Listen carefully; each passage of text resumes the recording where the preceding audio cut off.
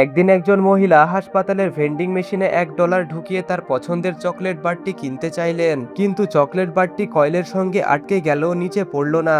তিনি সঙ্গে সঙ্গে কাছে ঘুষি মারতে শুরু করলেন, কিন্তু তাতেও কোনো লাভ হলো না। পাশের আরেকটি ভেন্ডিং মেশিন থেকে ছেলেটি সহজেই নিজের জন্য একটি স্ন্যাক্স কিনে নিল।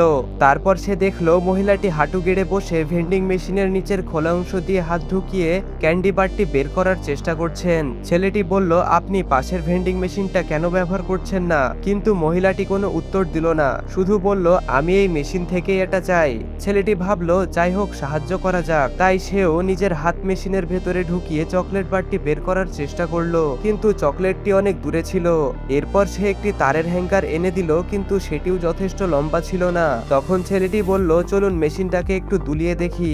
মহিলাটি এক পাশ ধরলো আর ছেলেটি অন্য পাশ। তারা দুজন মিলে যত জোরে সম্ভব ভেন্ডিং মেশিনটিকে নাড়াতে লাগলো। মহিলাটি বারবার বলতে লাগলেন, আমার হাতে খুব বেশি সময় নেই, কিন্তু তবুও চকলেট বারটি পড়ল না। তিনি যেন পৃথিবীর সব রাগ ওই ভেন্ডিং মেশিনের উপর ঝেড়ে ফেলেছিলেন। ছেলেটি তখনও বুঝতে পারছিল না কেন তিনি পাশের মেশিনটি ব্যবহার করছেন না, তাই বিষয়টি তার কাছে অদ্ভুতই লাগছিল।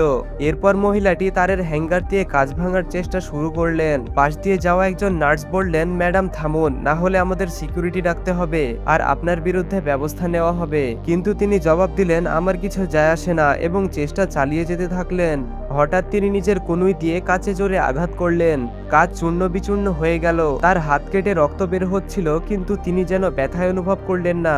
দ্রুত চকলেট বারটি তুলে নিয়ে বললেন, থ্যাংক গড। তারপর তিনি পাশের একটি রুমে ঢুকে পড়লেন। ছেলেটি দেখলো সেখানে এক মরণাপন্ন ছোট বাচ্চা শুয়ে আছে। মহিলাটি চকলেট বারটির মোড়ক খুলে ছেলেটির মুখের কাছে ধরলেন। ছেলেটি ছোট্ট একটি কামড় দিল, তারপর মুখে এক টুকরো শান্তির হাসি ফুটে উঠল।